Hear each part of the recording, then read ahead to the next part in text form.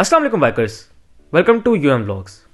सो bikers, आज की जो हमारी वीडियो है वो CG125 लवर्स के लिए बहुत इंपॉर्टेंट वीडियो है, क्योंकि एक तो CG125 लवर्स, दूसरा जो CD125 भी लेना चाहते हैं।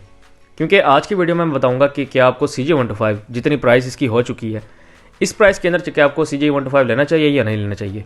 तो आज हम उसके बारे में बात करेंगे। उसके अलावा हम बात करेंगे कि CG125 हमें ऑफ़र क्या क्या कर रहा है, इसके अंदर क्या क्या फ़ीचर्स हैं, इसके अंदर क्या क्या बुराइयाँ हैं, इसकी क्या क्या अच्छाइयाँ हैं। तो हम इन सारी चीज़ों के बारे में आज बात करेंगे और एंड में मैं आपको इस बाइक की प्राइस भी बताऊंगा कि इस बाइक की लेटेस्ट प्राइस क्या चल रही है। तो बेटा इसकी वीडियो को स्टार्ट कर लेते हैं। सो बाइकर्स, सबसे पहले हम बात करते हैं कि ये बाइक हमें ऑफ़र क्या क्या कर रहा है। CG125 के अगर मीटर से स्टार्ट करें तो मीटर के अंदर आप देख सकते हैं कि मीटर में आपको सिर्फ और सिर्फ इसके अंदर स्पीडोमीटर और RPM मिल रहा है।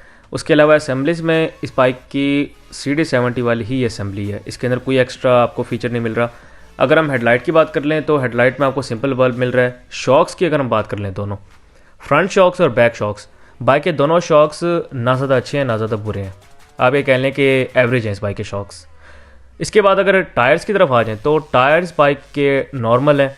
उसके अलावा अगर हम ब्रेकिंग की बात कर लें तो ब्रेकिंग कुछ खास नहीं है इस बाइक की। इस बाइक को मैंने पर्सनली चलाया हुआ है और 60 से पहले तक तो इसकी ब्रेकिंग ओके है, लेकिन जब आप 60 की स्पीड क्रॉस करते हैं तो उसके बाद इस बाइक की ब्रेकिंग कुछ खास नहीं है।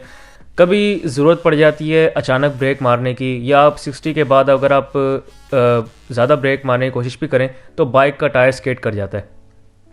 दूसरी बात कि जब आप इस बाइक को भगा रहे होते हैं 60 प्लस जाएं, अगर आप 100 की स्पीड पे हो तो बाइक ऐसे झूलने लग जाता है, कांपने लग जाता है, जैसे ज़िलज़िला आ गया हो, बहुत ज़्यादा वाइब्रेशन हो जाती है और बाइक बहुत ज़्यादा हल्का हो जाता है। ऐसा लगता है जैसे ज़मीन से उठ चुका है बाइक जब आप बाइक के अंदर 100 की स्पीड क्रॉस करते हैं। तो ये एक बुरी चीज़ है इसके अंदर, और उस वक्त ब्रेकिंग करना बहुत ज़्यादा डिफ़िकल्ट भी होता है और रिस्की भी होता है, ख़ास तौर पे एमरजेंसी ब्रेकिंग करना। बहरहाल, इसके बाद अगर हम टैंक की तरफ आ जाएँ तो इस बाइक के अंदर जो टैंक कैपेसिटी आपको मिल रही है वो ऑलमोस्ट 9 लीटर्स है। और पेट्रोल एवरेज की बात कर लें तो लोग तो कहते हैं कि हमें 40 तक एवरेज मिल जाती है, लेकिन जो कंपनी रिकमेंड करती है, जो कंपनी बताती है वो 35 तक है, 35 से 40 के दरमियान। मिनिमम इसकी 35 आपको मिल जाती है एवरेज, 30 से 35 कर लें आप, लेकिन मैक्सिमम फिर लोगों पे होता है कि वो कितनी अचीव कर सकते हैं। हो सकता है कि इनको 45 पे मिल जाए, 40 पे मिल सकती है एवरेज। वो फिर आप पे डिपेंड करता है कि आप बाइक को किस तरह चलाते हैं। अगर आप इस बाइक को स्लो चलाते होंगे, प्रॉपर मेंटेन रखते होंगे बाइक को, तो आपको बाइक जो एवरेज है वो बहुत ज़बरदस्त दे सकता है। लेकिन अगर आप बाइक को भगाते हैं, रफ चलाते हैं, तो आपको बाइक 30 से 35 से ऊपर नहीं देगा।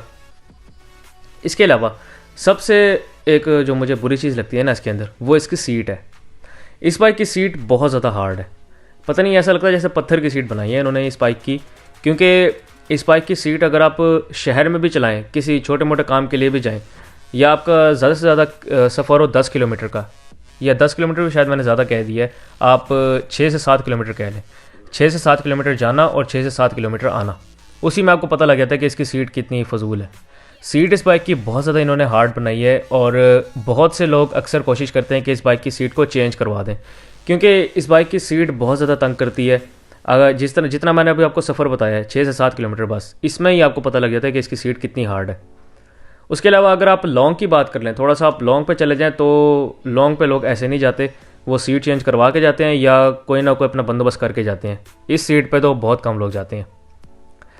बहरहाल, इसके बाद अगर हम बात करें कि इसकी पार्ट्स अवेलेबिलिटी का कोई इशू, तो पार्ट्स अवेलेबिलिटी का इस बाइक के अंदर कोई भी इशू नहीं है। यह बाइक काफ़ी टाइम से चल रहा है पाकिस्तान के अंदर, तो इस बाइक के पार्ट्स अवेलेबिलिटी का आपको बिल्कुल भी इशू नहीं मिलेगा। जो भी पार्ट्स आप ढूंढेंगे आपको ईजिली मिल जाएंगे। उसके अलावा अगर हम मैकेनिक्स की बात कर लें तो मैकेनिक्स इस बाइक को अच्छी तरह जान चुके हैं। अब तक 40 साल हो गए, अब तो बाइक को अच्छी तरह जानते हैं लोग। उसके अलावा अगर हम इसकी पार्ट्स कॉस्ट की बात करें तो पार्ट्स, जैसे कि मैंने आपको बताया कि पार्ट्स अवेलेबल तो हैं, और उसके अलावा पार्ट्स कॉस्ट की बात करें तो बाइक के पार्ट्स की कॉस्ट भी ज़्यादा नहीं है। आपको नॉर्मल कॉस्ट मिलेगी इस बाइक के पार्ट्स की, मतलब इसको मेंटेन करना काफ़ी ईजी है, ज़्यादा मुश्किल नहीं है। इसके अलावा अगर हम इस बाइक के इंजन की बात करें तो अगर आप कंफर्ट जोन के हिसाब से इसके इंजन की बात करें तो वाइब्रेशन से भरा हुआ इसका इंजन, बिल्कुल भी मज़ा नहीं आएगा आपको। अगर आप इस पर कंफर्ट ढूंढ रहे हैं तो इस बाइक के अंदर, अगर इस बाइक के अंदर आप स्पीड ढूंढ रहे हैं तो स्पीड वाइज ये बाइक बहुत ज़बरदस्त है। इस बाइक की पिकअप 125 सीसी कैटेगरी के अंदर अभी तक मैंने जितने भी बाइक्स चलाई हैं 125 सीसी के अंदर, इससे ज़बरदस्त पिकअप किसी और बाइक की नहीं है। दूसरी बात, इस बाइक का जो साउंड है वो आउट क्लास साउंड है इसका। कुछ लोगों को पसंद नहीं आता, लेकिन हमें बहुत पसंद है इस बाइक का साउंड वाइज ये बाइक बहुत ज़बरदस्त है। इसमें दो ही चीज़ें मुझे बहुत अच्छी लगती हैं, एक तो इसका साउंड है, एक है इसकी स्पीड। जितनी जल्दी ये 100 तक पहुंच जाता है वो बड़ी ज़बरदस्त चीज़ है।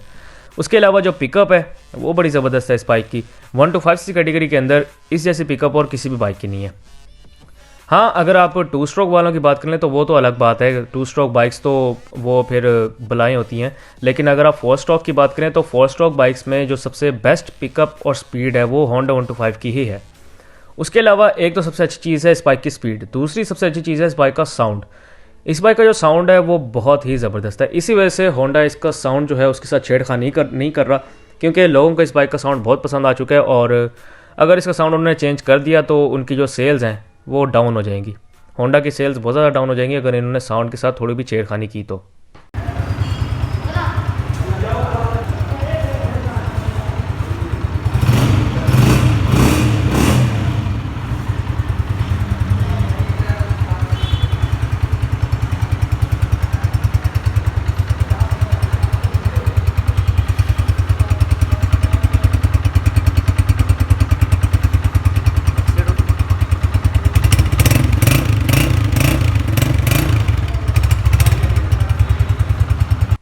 अब हम लास्ट में बात करते हैं कि इस बाइक की प्राइस क्या है।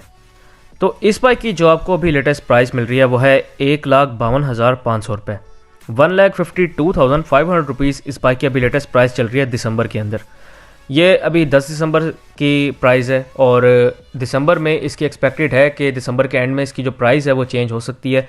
तो मैंने अभी 10 दिसंबर की आपको प्राइस बताई है जो इस वक्त चल रही है। बाद की प्राइस फिर मैं अपडेट कर दूंगा अपने चैनल के ऊपर। इसके अलावा अब हम अगर बात करें कि आपको ये बाइक लेना चाहिए या नहीं लेना चाहिए इतनी प्राइस रेंज के अंदर, तो ये तो एक डिफ़िकल्ट क्वेश्चन है इस बाइक के अंदर। क्योंकि इस बाइक को जब लोग ख़रीदते हैं तो वो ये सोच के नहीं ख़रीदते कि हमें कंफर्ट लेवल चाहिए, हमें स्पीड अच्छी चाहिए या हमें पेट्रोल एवरेज अच्छी चाहिए। ज़्यादातर लोग इस बाइक को ख़रीदते हैं कि इस बाइक की एक टॉर बनी हुई है। अक्सर लोग, जितने भी लोगों से मैंने पूछा है, वो यही जवाब देते हैं कि भाईजान इसकी टॉर है, हम इसी वजह से इस बाइक को ख़रीदते हैं, इसी वजह से हम हर बार नया मॉडल पे शिफ्ट करते हैं। तो बेसिकली अब ये तो एक आ गई पसंद की बात कि पसंद आपको ये बाइक है तो फिर वो इसी चीज़ पे ही जाते हैं, वो किसी और बाइक को देखते ही नहीं है, चाहे उसमें लाख गुना अच्छे फीचर्स हों और प्राइस भी उसकी कम हो। जिन लोगों ने होंडा 125 को ख़रीदना होता है वो इसको ख़रीद के ही छोड़ते हैं। इसके बाद अब बात करते हैं एक टेक्निकल व्यू पॉइंट से, मतलब कि इस बाइक के आप अगर कंफर्ट लेवल ढूंढ रहे हैं बाइक के अंदर या आप अगर स्पीड ढूंढ रहे हैं तो आपको कौन सा बाइक लेना चाहिए। अगर तो आप स्पीड ढूंढ रहे हैं इस बाइक के अंदर, आपको कंफर्ट लेवल से कोई गर्ज नहीं है, पेट्रोल लेवल से कोई भी गर्ज नहीं है, ब्रेकिंग से कोई गर्ज नहीं है, तो आप ले सकते हैं इस बाइक को। होंडा 125 1,52,500 रुपये के अंदर आपको आसानी से मिल जाएगा। और उसके अलावा अगर आप कंफर्ट जोन की तरफ जाना चाहते हैं तो इस बाइक को बिल्कुल भी ना लें, क्योंकि कंफर्टेबल तो ये किसी भी एंगल से नहीं है। ना इसके शॉक्स इतने ज़बरदस्त हैं, ना ही इस बाइक का इंजन जो है वो वाइब्रेशन लेस है, और उसके अलावा इस बाइक की जो सीट है वो भी फजूल है, सीट भी कुछ अच्छी नहीं है। तो कंफर्ट लेवल को अगर आप ढूंढ रहे हैं इस बाइक के अंदर तो वो तो आपको कहीं भी नहीं मिलेगा इसमें। हाँ, अगर हम बात करें कि इस प्राइस रेंज के अंदर आपको कोई और ऑप्शंस मिल रहे हैं तो 1,52,500 रुपये के अंदर आपको 125cc कैटेगरी के अंदर और कोई बाइक नहीं मिल रहा। इतनी प्राइस रेंज में आपको फिर चाइना के मिलेंगे बाइक्स। आपको जो अच्छी कंपनी के बाइक्स हैं, यामाहा के, सुजुकी के बाइक्स अगर आप ढूंढ रहे हैं तो वो आपको इस रेंज के अंदर नहीं मिलने वाले। सुजुकी का तो खैर 150cc है, इसका 125 तो है नहीं। अगर आप YBR की बात करें तो जो YBR है वो आपको इस प्राइस रेंज के अंदर नहीं मिलेगा, यूज़ में मिल जाएगा, लेकिन आपको अगर आप न्यू बाइक लेना चाहते हैं तो आपको न्यू बाइक नहीं मिलेगा। न्यू बाइक अब जो YBR जो है वो 1,98,000 2 लाख तक पहुंच चुका है, तो तकरीबन आपको 50,000 रुपये ऐड करने पड़ेंगे अगर आप YBR की तरफ जाना चाहते हैं तो। इसके बाद अगर हम बात करें कि क्या आपको यूज़ में 125 लेना चाहिए, तो मैं दोबारा से अपनी बात रिपीट करूँगा कि जिन लोगों को पसंद है वो तो 125 ही लेंगे, बेशक यूज़ में हो बेशक नहीं हो। लेकिन अगर आप टेक्निकल व्यू पॉइंट से बात करें तो 1,52,500 रुपये की रेंज के अंदर आपको यूज़ में GD110S मिल सकता है, यूज़ में होंडा का 150cc मिल सकता है, आपको यूज़ में YBR मिल सकता है, YBC मिल सकता है, YBC DX भी मिल सकता है। उसके अलावा अगर हम सुजुकी के बाइक की तरफ आ जाएँ तो आपको सुजुकी GS 150 मिल सकता है, उसका स्पेशल एडिशन में मिल सकता है, और उसके अलावा यामाहा का जो YBR G है आपको वो भी मिल सकता है। काफ़ी सारे ऑप्शंस हैं मतलब इसके अंदर 1,52,500 रुपये के अंदर। अगर आप यूज़ में जा रहे हैं तो यूज़ में मैं खुद रिकमेंड करूंगा कि आप ना जाएं इस बाइक के ऊपर आपको, क्योंकि बहुत सारे ऑप्शंस मिल रहे हैं। अगर आप न्यू बाइक कोई भी लेना चाहते हैं तो न्यू में फिर आपको सिर्फ होंडा 125 ही मिलेगा इस रेंज के अंदर। सो बाइकर्स, ये थी मेरी आज की वीडियो। इंशाल्लाह नेक्स्ट वीडियो के अंदर मुलाकात होगी, तब तक के लिए अल्लाह हाफिज़।